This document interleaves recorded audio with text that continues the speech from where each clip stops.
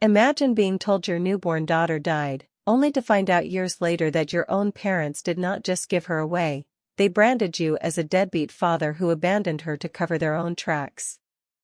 My name is David, and for 7 years, I lived as a pariah, a man disowned by his blood and hated by his town, all based on a lie that was so cold-blooded it nearly destroyed my soul. But the truth has a funny way of showing up when people least expect it, and for my father, that truth walked through the doors of a wedding rehearsal dinner and pointed a finger that changed everything. Growing up, my father, Arthur, was a man of immense standing in our community. He was a judge, a man whose word was law, and whose reputation for integrity was the cornerstone of our family name. My mother, Eleanor, was his perfect counterpart, a woman who cared more about the thread count of our curtains and the prestige of our social circle than the actual well-being of her children. I was the eldest son, the one expected to carry the mantle. But I was never like them. I had a heart that felt too much, and I fell in love with a girl who did not fit their vision of a perfect daughter-in-law. Her name was Sarah. She was kind, brilliant, and worked as a waitress to put herself through nursing school. To my parents, she was a distraction, a stain on our pedigree. When she got pregnant during our final year of college, my parents reacted not with the joy of grandparents, but with the cold calculation of people facing a scandal. They tried to pay her to go away, but Sarah and I were a team. We were going to build a life together, regardless of their money or their approval. Then, the night that changed everything happened. Sarah went into early labor while I was out of town for a mandatory internship interview my father had forced me to attend. When I raced back, the hospital room was empty. My father met me in the hallway, his face a mask of practiced sorrow. He told me there had been complications. He told me Sarah had decided she could not handle the life of a mother and had left the state, signing away her rights. He told me the baby had been born with severe issues and had passed away shortly after birth. I was shattered. I spiraled into a deep depression, but whenever I looked for sympathy, I was met with icy glares. My parents did not just let me grieve, they began a campaign of silent destruction. They told the family, the church, and the town that I was the one who had panicked. They claimed I had forced Sarah to leave and had abandoned my own child in a dumpster or a fire station. They were never quite clear on the details, but the narrative was set: I was a monster. My father officially disowned me in a public letter sent to our local paper, claiming he could not associate with a man who lacked the basic human instinct to protect his offspring. I was cast out with nothing but a suitcase and the weight of a crime I never committed. I moved 3 states away. I worked 3 jobs, eventually becoming a successful architect, but the shadow of that life followed me. I never married. I never had more children. How could I, when I believed I was a man capable of such abandonment? I spent 7 years in a self-imposed exile of guilt and shame, only keeping in touch with my younger brother, Leo, who was the only person who refused to fully believe the stories our father spun. When Leo announced his engagement, he insisted I attend the wedding. He told me he did not care what our father said. He wanted his big brother there. I hesitated, knowing the poison that awaited me in my hometown, but I loved Leo. I decided to go, if only to show them I had survived. The rehearsal dinner was held at the most expensive country club in the county. It was a sea of familiar faces, all of whom turned away the moment I walked in. My father stood at the head of the long, mahogany table, holding a glass of vintage wine, looking every bit the pillar of morality he pretended to be. The air in the room was thick with tension. My mother wouldn't even look at me, whispering to a friend about how brave she was to allow a disgraced son back into her presence. My father began his toast, a long-winded speech about family values, the importance of legacy, and how proud he was of Leo for being the son who did things the right way. He even made a veiled jab at me, mentioning how some people are lost to their own selfishness, but the family stays strong by cutting out the rot. Just as he was reaching the climax of his speech, the heavy double doors at the back of the hall swung open. A woman walked in. She was not dressed for a gala, she wore a simple coat and had a look of fierce determination that stopped the room cold. Beside her was a young girl, about 7 years old, with curly dark hair and eyes that were a mirror image of my own. The room went silent. My father dropped his glass. The red wine splashed across the white tablecloth like a bloodstain. The woman was not Sarah, it was Sarah's sister, Jenny. I had not seen her since the night Sarah disappeared. She walked straight up the center of the room, her boots clicking loudly on the marble floor. She didn't look at me first, she looked straight at my father. Jenny stopped at the foot of the table. The little girl clutched her hand, looking around the room with wide, curious eyes. Jenny reached into her bag and pulled out a stack of documents, throwing them onto the table in front of my father. She spoke, and her voice was like a whip cracking in the silence. She told the room that 7 years ago, Judge Arthur used his influence to threaten a young, terrified mother in a hospital bed. He told Sarah that if she didn't leave and give the baby up, he would use his power to have her arrested on false charges and ensure she never saw the light of day. But Sarah hadn't just disappeared. She had gone into hiding with Jenny's help, too afraid to contact me because my father had convinced her that I was part of the plan. My father had told Sarah that I was the one who wanted the baby gone. Sarah had died of a heart condition 3 years later, never knowing the truth, but she had left the child with Jenny, along with a diary and a set of recordings she had made of my father's threats. The little girl, whose name was Maya, stepped forward. She looked at the man at the head of the table, the man everyone thought was a saint. She pointed her small finger directly at my father's chest. She said, in a voice that was small but clear, that her mommy told her the man who took her away from her daddy had a face like stone and a heart like ice. She asked if he was the monster from the stories. The silence that followed was deafening. I felt as if the world had tilted on its axis. All those years of self-loathing, all those years of being the villain in everyone's story, and it had all been a play directed by the man who shared my name. I stood up, my chair screeching against the floor. I looked at my father, whose face had turned a sickly shade of gray. He tried to speak, tried to use his judge's voice to command the room, but the words died in his throat. I walked toward Jenny and Maya. When I got close, Maya looked up at me. She didn't pull away. She saw the tears streaming down my face, and she saw the truth. Jenny handed me a photo. It was Sarah, holding a newborn Maya in a hospital bed I was never allowed to visit. On the back, in Sarah's handwriting, it said, "To David, I hope you find us before he does. I love you." The rehearsal dinner turned into a crime scene of a different sort. The social elite of the town watched in horror as the man they admired was exposed as a kidnapper and a blackmailer. My mother began to wail, not out of guilt, but because her perfect evening was ruined. I didn't care about them anymore. I knelt down in front of Maya. For the first time in 7 years, the hole in my heart began to close. I didn't stay for the wedding. Leo understood. He left with me. We spent the night at a diner, Jenny, Maya, Leo, and I, talking until the sun came up.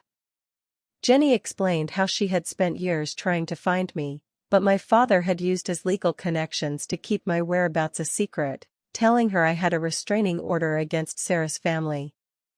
It was a web of lies so intricate it took a child's finger to unravel it. In the weeks that followed, the fallout was massive. My father resigned from the bench in disgrace. There were investigations into his conduct, and while some of the legal statutes had passed, the social death he suffered was absolute. He and my mother became the outcasts they had tried to make me. They lost their friends, their standing, and eventually, they lost their home as the legal fees piled up. But I wasn't looking back. I filed for full custody of Maya, and with Jenny's blessing and support, we began the process of becoming a family. It wasn't easy. Maya had questions that were hard to answer, and I had a lifetime of missed moments to make up for. But every time I looked at her, I saw Sarah, and I saw the future. The town tried to apologize. People who had spat on my name sent flowers and letters of regret. I burned them all. I didn't need their validation anymore. I had the only thing that mattered. I had the daughter I thought was a ghost, and I had the truth. My father had tried to bury my life to save his reputation, but he forgot that truth is like a seed. You can bury it as deep as you want, but eventually, it will find the light and break through the surface, no matter who is standing in its way. Now, when I walk down the street with Maya, I don't look at the shadows. I don't wonder what people are whispering. I hold her hand, and I remember the rehearsal dinner. I remember the moment the lie died and my life began again. I was disowned by a man who never deserved to be a father, only to be claimed by a daughter who was the best part of me. Justice didn't come from a courtroom or a judge's gavel, it came from a 7-year-old girl who knew exactly who the monster was and wasn't afraid to point him out. Life has a strange way of balancing the scales. My parents live in a small apartment now, ignored by the world they once tried to rule. I heard my father still tries to tell people he was framed, but no one listens. He is a ghost in his own town. Meanwhile, my home is filled with the sound of laughter and the chaos of a childhood reclaimed. We go to the park, we read stories, and every year on Sarah's birthday, we plant flowers. Maya is thriving. She has Sarah's spirit and my resilience. Sometimes, I catch her looking at the old family photos, the ones I kept despite the pain. She doesn't ask about the judge much anymore. She knows he's just a man who made a choice, and she knows I made a different one. I chose her. I would have chosen her every single day for those 7 years if I had known. But I know now, and that is enough. The betrayal was deep, and the scars will always be there, but they are symbols of what I survived. I learned that family isn't about blood or prestige, it is about the people who stand by you when the world goes dark. My father lost everything trying to keep a secret, and I gained everything by finding the truth. The man who disowned me is forgotten, but the father I became is just getting started. As I sit on my porch watching Maya play, I realized that the rehearsal dinner wasn't just the end of Leo's bachelorhood, it was the rehearsal for my real life. A life where I am no longer a victim of someone else's narrative. I am the architect of my own story now, and the foundation is built on the strongest thing in the world, the love of a child who found her way home. The journey from being a disgraced son to a proud father was paved with thorns, but every step was worth it to see the smile on Maya's face today. My father's gavel may have once held power, but it was nothing compared to the power of a daughter's truth. And in the end, that is the only verdict that ever mattered. I often think about that night at the country club, the way the light hit the spilled wine, making it look like a map of all the years I had lost. I remember the gasps of the guests and the way my mother's pearls seemed to choke her as the truth came out. It was a spectacle, yes, but for me, it was a sanctuary. It was the moment the walls of my prison crumbled. Jenny stayed close to us, becoming the aunt Maya needed and the friend I desperately lacked.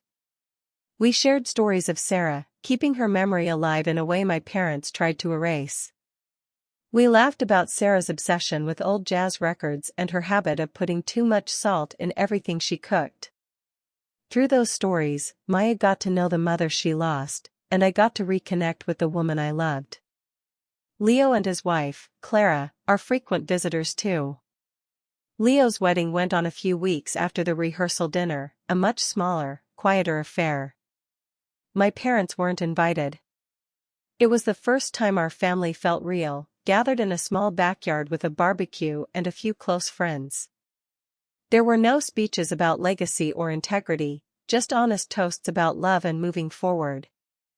I recently took Maya back to the town where I grew up, not to visit my parents, but to visit Sarah's grave. We brought the brightest flowers we could find. As we stood there, I felt a sense of peace I hadn't known in a decade. I told Sarah that I found her, that I found our girl, and that I would never let anyone hurt her again. Maya leaned her head against my arm and whispered, "She knows, Daddy." The judge who tried to play God found out that he was only a man, and a small one at that. He tried to take my future, but he only succeeded in losing his own. My life is no longer defined by his lie, but by the truth that walked into a room and changed the world with a single gesture. I am David, I am a father, and I am finally, truly, home.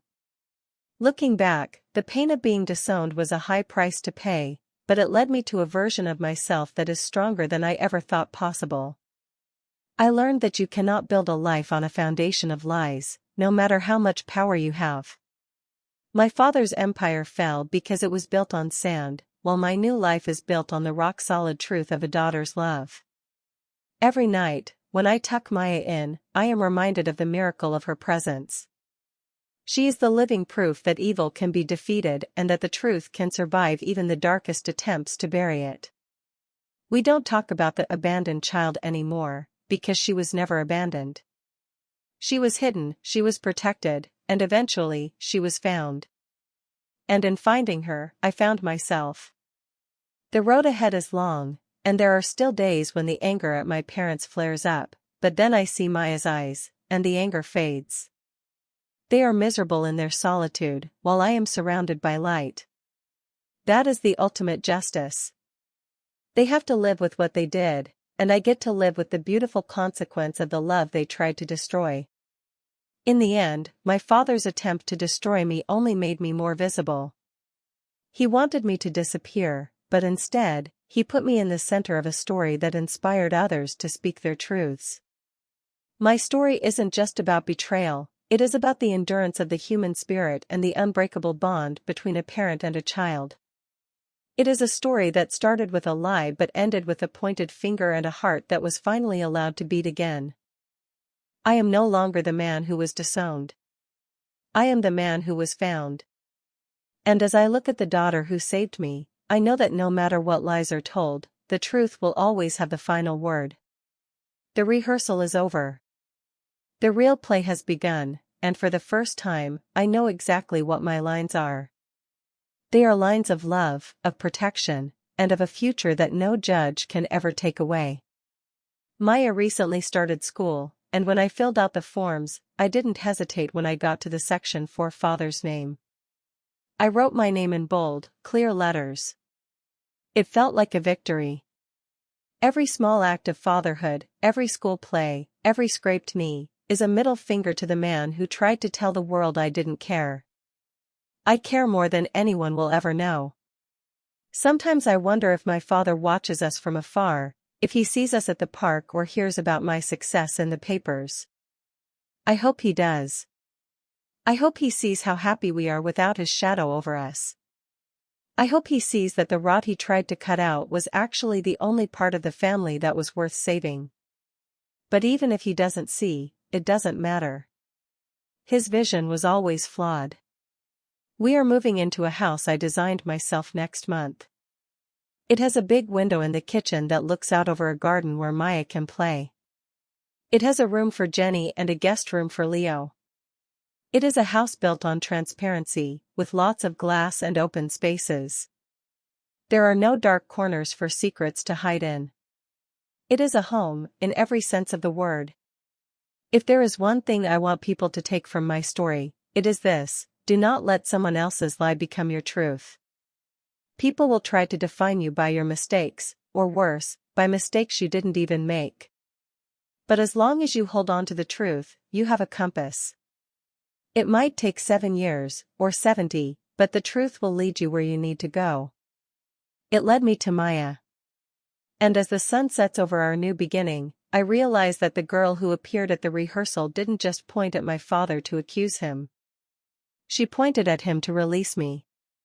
She was the key to my handcuffs, the light in my tunnel. I was disowned by my past, but I am owned by my future. And my future has curly hair, a bright smile, and the heart of a lion. We are going to be just fine. The story of the abandoned child is over. The story of the father and daughter who survived is just beginning. And it is a much better story, one filled with hope, justice, And the kind of love that can move mountains and expose even the most powerful of liars. My name is David, and I am the father of Maya. That is the only title I will ever need.